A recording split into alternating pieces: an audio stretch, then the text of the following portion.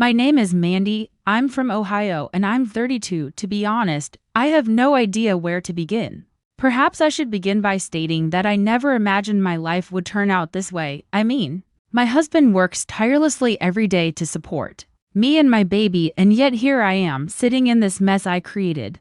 We shouldn't get ahead of ourselves, though. It began like any other morning. My husband, Greg, rose early, gave me his final kiss, as he always does, and headed off to work. He works in construction, a profession that pays the bills while leaving him exhausted and perspiring. I ought to have made him some coffee or gotten up with him, but I didn't. Rather, I turned over and remained in bed for an additional hour. While browsing Instagram, my son was already playing video games when I eventually woke up. I didn't want to make a big deal out of it because it's his favorite weekend activity. Why don't I let him enjoy himself? I didn't feel like cooking, so I had orange juice and frozen waffles for breakfast. I considered cleaning the bathroom or doing some laundry, but I wasn't too excited about the idea of scrubbing toilets, so I decided against it. Rather, I texted Brad and FaceTimed him for the majority of the day. Greg works with Brad. I had been persuading myself that he has been helping me solve problems lately. We're simply conversing, so it's not like we're doing anything improper. Greg doesn't understand my desire for a conversation partner and how lonely it might be at times. Brad pays attention. He understands. It's not like I'm sneaking around meeting him in person or anything. But maybe it goes beyond just talking. Simply said, it's emotional. And it doesn't really qualify as cheating, does it? Furthermore, Greg hasn't exactly been a flawless husband. He hardly speaks to me when he gets home, sits on the couch, and opens a beer. Is it truly my fault that I required another person to cover that void? Not in my opinion. Anyway, my son was in his room wearing a headset, and I was FaceTiming Brad while I slept in my jammies on the couch. The time escaped my notice. I assumed Greg wouldn't get home until at least 8. So I had plenty of time to unwind before preparing dinner. It might have been tacos or pasta. Nothing special, just enough to prevent Greg from complaining. However, my stomach fell when I heard the front door open. He was not expected home yet when Greg entered. I froze. He saw the screen before I had a chance to end the connection. He had a look on his face that I will always remember. Are you serious right now? He asked after simply standing there and looking at me. That was all he said. But his delivery was like a kick to the stomach. It was too late, but I hurried to end the call. The empty takeout containers from lunch, the unfolded laundry piled on the chair, my leisurely day, and then Brad's face on the computer, smiling foolishly, were all visible to him. He was unaware of what was going on. Greg snapped. He shouted, "You've got to be kidding me." His words, "I'm out there breaking my back all day, and this is what you're doing?" Talking to Brad denied me the opportunity to defend myself or offer an explanation. Not that I had one. What should I have said? That I was alone? That it didn't seem like a huge problem to me? That wouldn't have changed anything. However, Greg began enumerating all of his grievances rather than leaving the room as I had half expected. I detested the way his acerbic tone made me feel like a lazy, unappreciative wife who didn't value everything he did for me. You didn't clean the house, you didn't do the laundry, you didn't even bother making dinner. What exactly do you do all day, Mandy? He said. The fact is, I do value him. I am aware of his diligence. He's a good man, I know that, but just because I didn't wash laundry today doesn't mean I'm a bad person. And although Greg hardly listens to me anymore, it's not like I don't need someone to talk to. He acts as though I should keep my lips shut and just be thankful that I have a roof over my head, but that's not enough for me. I need connection. So why shouldn't I find it elsewhere if he won't offer it to me? Naturally, none of that was spoken aloud by me. Rather, I sat there and listened to him babble about how rude and indolent I was. It hurt that he called me selfish because he might be right. Perhaps I am a bit self-centered. Is that a crime, though? I feel like I'm drowning in this life sometimes, and all I'm doing is trying to stay afloat. Greg appeared more hurt than angry by the time he was finished. He simply took a beer out of the refrigerator and left me alone with my thoughts. Without saying anything further, I realized then that he wasn't going to leave me, not just yet. No matter how angry he gets, he's too decent of a guy to simply leave.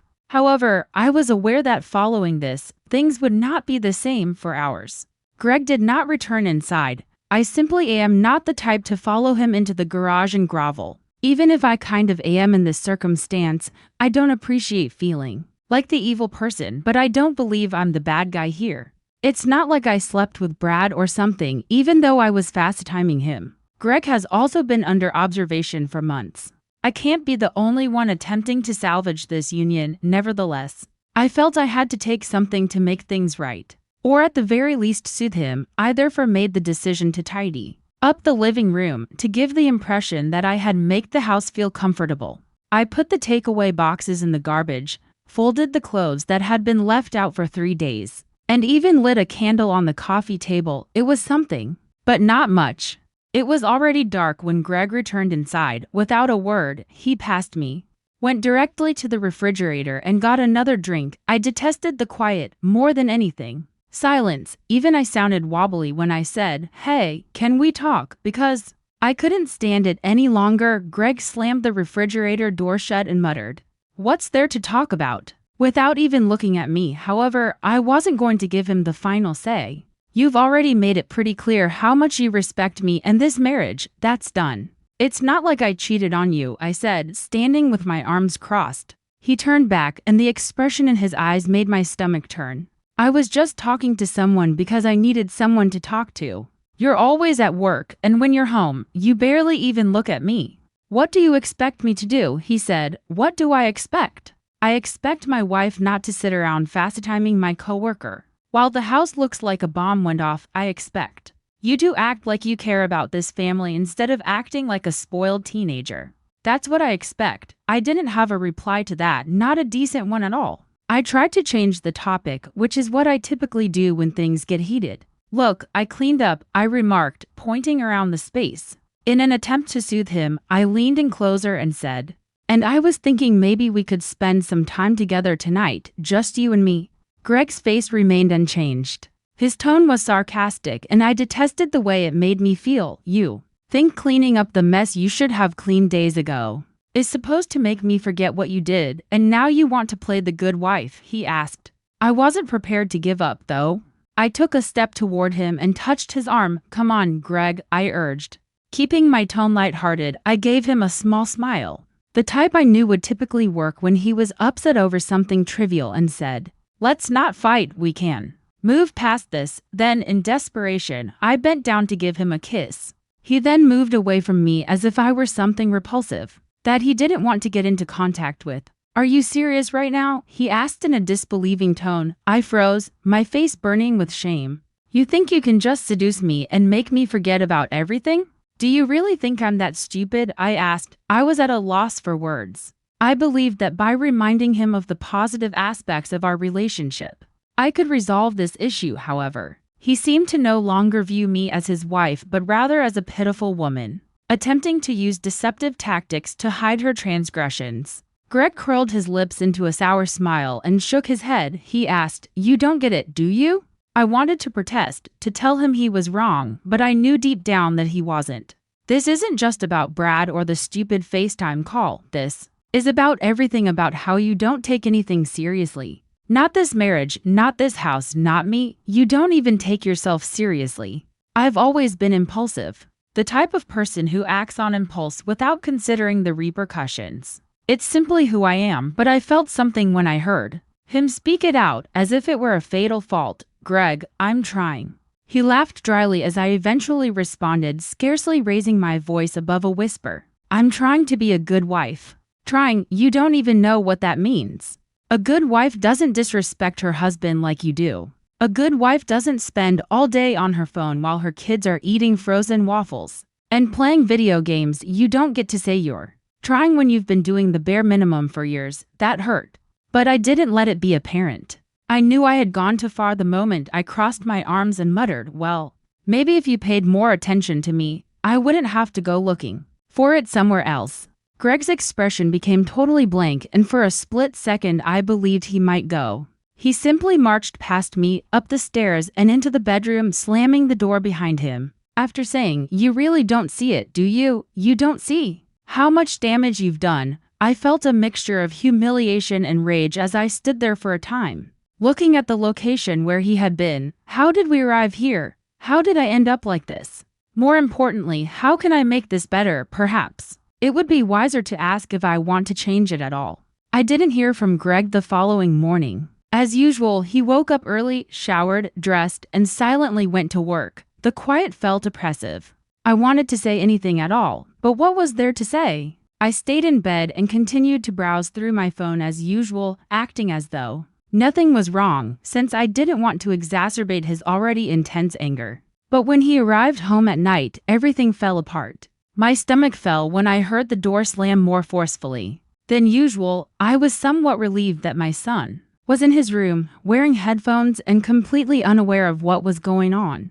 Greg came in and stood in front of me with his arms crossed, his countenance a mixture of wrath and disappointment, perhaps, while I sat on the couch, half-heartedly watching TV. Anger was not as bad as this. We need to talk, he stated in a stern yet hushed voice. This was not going to be good, and my chest constricted. Okay, I murmured quietly as I straightened my posture. What's wrong? He asked, laughing bitterly. I quickly replied, that's not true, but he interrupted me. What's wrong? Seriously, Mandy? You really have to ask, he said, shaking his head and sitting in the chair across from me without even looking at me. I've been thinking about this all day, and honestly, I don't even know why I'm still here. I don't know why I've been trying so hard to make this work when you clearly don't care. Sharply. Don't, he said. Just don't. I'm done listening to your excuses. You don't care, Mandy. If you cared, you wouldn't be doing this. You wouldn't be fast-timing my coworker while the house is a disaster. You wouldn't be lying around all day while I'm out there busting my ass to give you and your son a life. Do you even realize how pathetic this is? How pathetic you've become? Words hit me like a blow to the face. That one hurt the most, pathetically, because I knew in my heart that he was correct.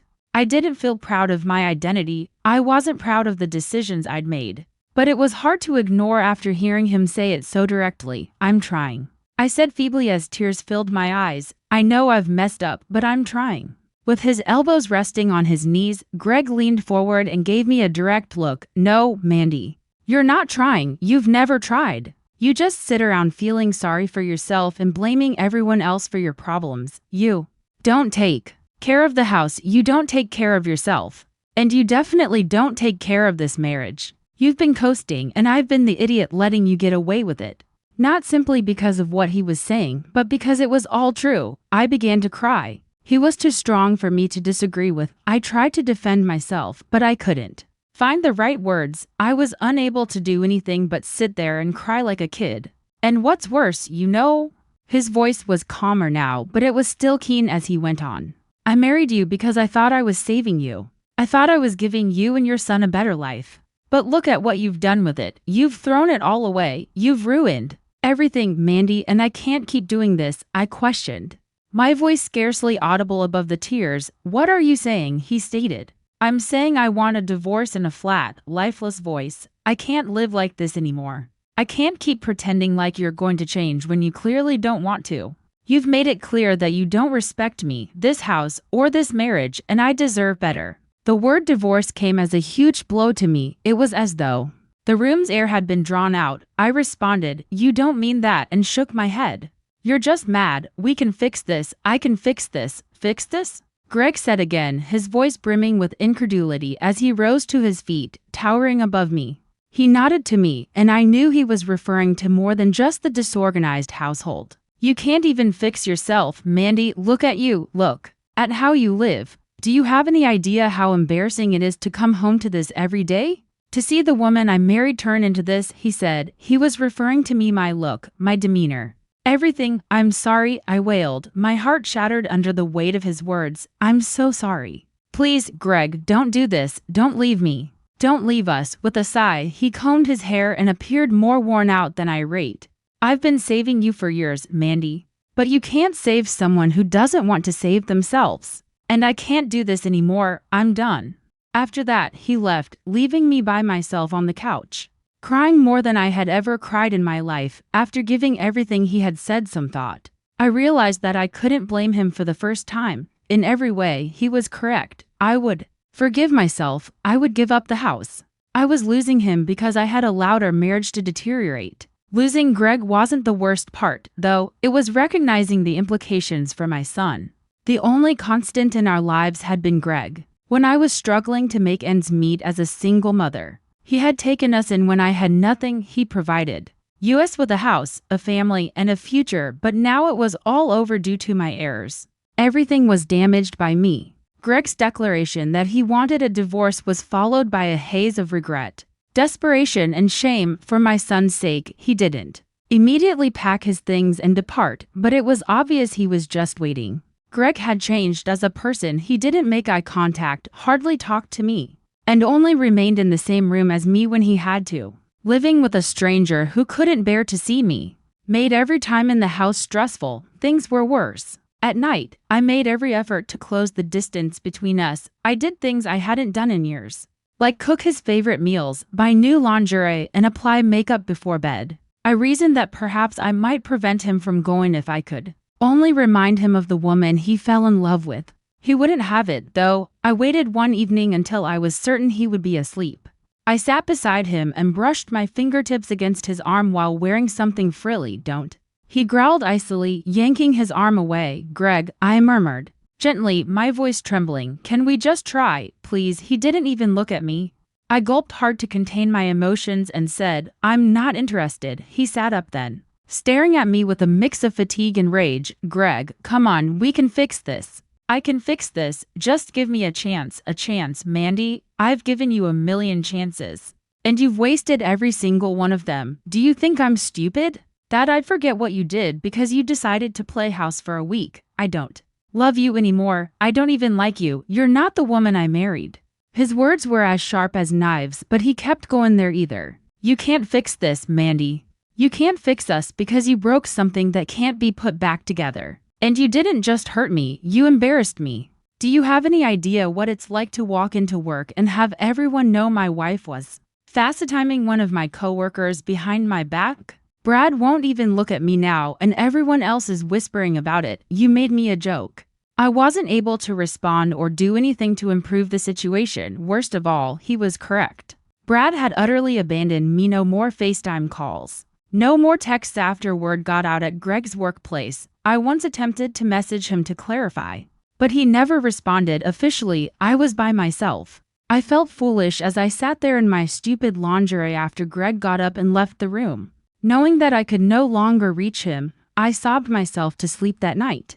There was nothing I could do to make him reconsider his decision to end our relationship. Things became more difficult during the following few weeks. I wasn't sure how to explain the tension in the house to my son when he began to notice it. How can you tell? The only stable family your child had ever known was destroyed by you. Even if Greg wasn't there, he was still there. He spoke to my son just when he had to and hardly acknowledged me. I felt as though I had vanished from my own house. I had no idea who to ask. I didn't have many friends because Greg had been my entire world for so long, and my mom wasn't here. I then gave my dad a call. I was desperate, but we weren't close. He had never been the affectionate sort. I sat in my car outside the home and said, Dad, my voice quivering, I need your advice. Greg wants a divorce, and I don't know what to do. The person on the other end of the line paused for a while. Finally, in a rough voice, he added, Mandy, what do you expect me to say? You messed up. You know that, right? My eyes filled with tears. I know, but I don't know how to fix it. He hates me, he responded plainly. Well, can you blame him? You've got a good man there, Mandy, or had, I guess, from what you've told me. He's done everything for you, and you spit in his face. I don't know what to tell you. You dug this hole, and now you've got to live with it. His remarks struck me like a ton of bricks as I sat there in silence. My dad wasn't the kind of person I had hoped for. Some sort of consolation, perhaps a pep talk, or perhaps simply someone to cry on. He would not mince words for me. Look, he said after a while, you're still young enough to figure things out. But if you keep blaming everyone else for your problems, you're going to end up alone, and that's all I've got to say. I felt more lost than ever after the call ended. I was afraid when I considered what my life would be like without Greg. I was 32 years old and unsure about how I would start afresh with a youngster to support. Greg had once saved my life, provided me with a family, a house, and a future, and now I had destroyed it all. In actuality, I no longer even recognized myself. I didn't feel proud of the lady I had grown into. I had neglected Greg, let myself go. and made snap decisions that ruined everything positive in my life. And now I had to pay for it. Greg's aloofness served as a constant reminder of what I had lost. I detested the lady who was looking back at me every time I passed a mirror. Greg and my son both deserved better, however, the harm I had caused could not be reversed at this time. There was nothing I could do but wait for Greg to finally pack his bags and go. However, a few weeks later, the last blow was delivered. Ever since Greg used the term divorce, I had been preparing for it. I continued to cling to the hope that he might reconsider, that perhaps he would realize that I was making an effort to improve, even if it was too little too late. But I knew deep down that Greg wasn't the type of man who would overlook anything like this. Greg arrived home one Friday night holding a pile of papers. The sight of them made my stomach turn. With an unreadable expression, he sat down at the kitchen table and motioned for me to take a seat across from him, despite my hesitation. I followed his instructions, feeling like a condemned woman is seated in front of a judge. He slid the paperwork in my direction and said, "I've already filed. Your signature is all I need." It seemed as though the room was spinning. With shaking hands, I picked up the documents and quickly read the legalese. This was happening. It was genuine, I said. "Greg," my voice cracking. "Do we really have to do this? Can't we just—" "No," he interrupted me with firmness. "We can't. I've made up my mind, Mandy. There's no fixing this." Tears were running down my face as I dropped the papers on the table. "Please, Greg, I'll do anything. I'll go to therapy." He gave a head shake. "You should have done all of that years ago. I gave you chance after chance, and you wasted them all. I'm done, Mandy. I've been done. I'm only still here because of your son. I wanted to make this transition easier for him, but I can't keep living like this." I felt like I was being sliced by his words, yet I was powerless to protest. He was correct. I was now paying the price for using his love and loyalty as a safety net and taking him for granted. With a quivering voice, I questioned, "What about my son? He loves you, Greg. You're the only father he's ever had."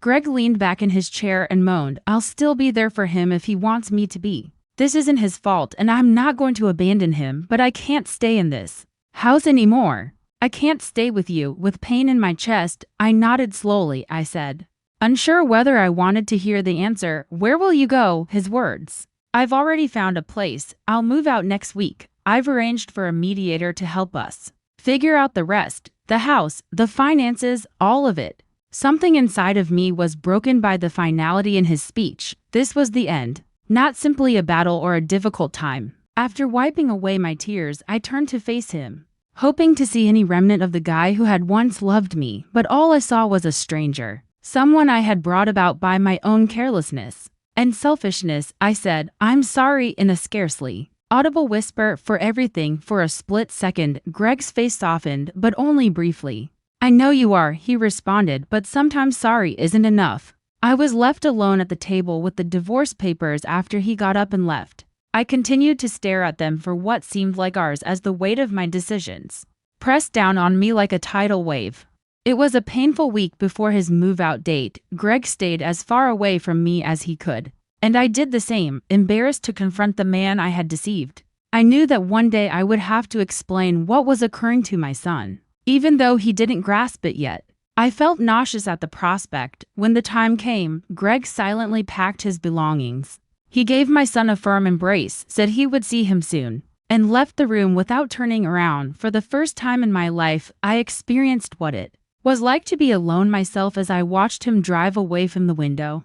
Over the course of the following several weeks, I came to terms with my circumstances. Greg and Brad were gone, and I began looking for work, something I hadn't done in years. After being left to pick up the pieces of the life I'd ruined, however, it wasn't simple. Rejections mounted swiftly, because employers didn't seem interested in a woman with no degree and a poor work history. I made an effort to contact friends, but most of them were also friends with Greg and weren't keen to support me. Even my father, whom I had anticipated would take the initiative, remained silent. When I contacted him, he responded, "You'll figure it out," but it was obvious from his tone that he didn't want to become involved.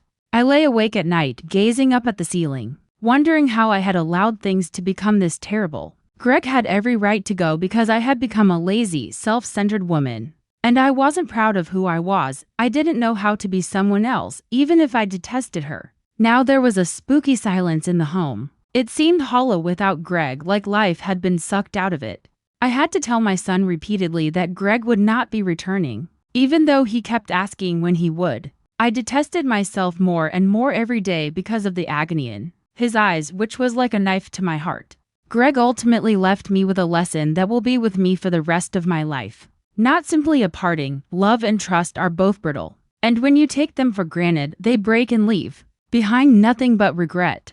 I was the only one responsible for ruining the nicest thing I had ever experienced.